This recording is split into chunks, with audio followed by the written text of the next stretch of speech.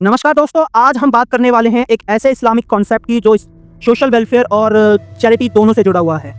इस वीडियो में हम आपके लिए कुछ इंपॉर्टेंट 10 क्वेश्चंस लेकर के आए हैं वक्फ के रिगार्डिंग। तो सबसे पहला क्वेश्चन है कि वक्फ क्या है। वक्फ एक ऐसा इस्लामिक अरेंजमेंट या ऐसा बोर्ड है जिसके तहत अपनी प्रॉपर्टी या इनकम को अल्लाह के नाम पे परमानेंटली डेडिकेट करते हैं। ठीक है, इसको पब्लिक वेलफेयर, एजुकेशन और रिलीजियस पर्पस के लिए दान किया जाता है। ठीक है, दूसरा है कि वक्फ क्रिएट कैसे होता है, वक्फ कैसे बनाया जाता है। तो सिंपल है, जब कोई इंसान अपनी प्रॉपर्टी को लीगली और रिलीजियसली अल्लाह के लिए रिजर्व करता है या अल्लाह को रिजर्व कर देता है और एक मुतवली यानी जो अपॉइंट करता है, वही प्रोसेस वक्फ कहलाता है।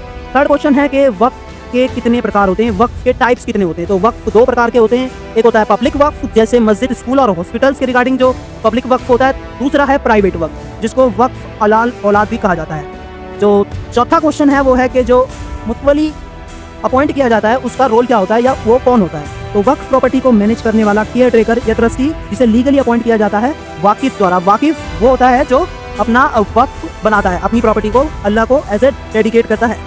ठीक है, क्वेश्चन नंबर आपका ये है कि आप वक्फ की ज़मीन जो होती है, वो वक्फ की जो प्रॉपर्टी होती है उसको गिफ्ट किया जा सकता है या सेल किया जाता है। तो इसका जो आंसर होगा वो नो, ना तो उसको सेल किया जा सकता है, ना उसको गिफ्ट किया जा सकता है, ना उसको ट्रांसफ़र किया जा सकता है। ये रूल सरिया और इंडियन वक्फ एक्ट दोनों में लिखा है।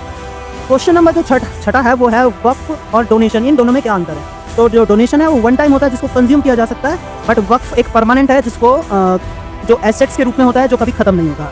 ठीक है, तो क्वेश्चन नंबर जो 7 है, क्या कोई नॉन मुस्लिम वक्फ बना सकता है। तो इसका जनरली आंसर है नो, क्योंकि ये इस्लामिक लॉ पे बेस्ड है।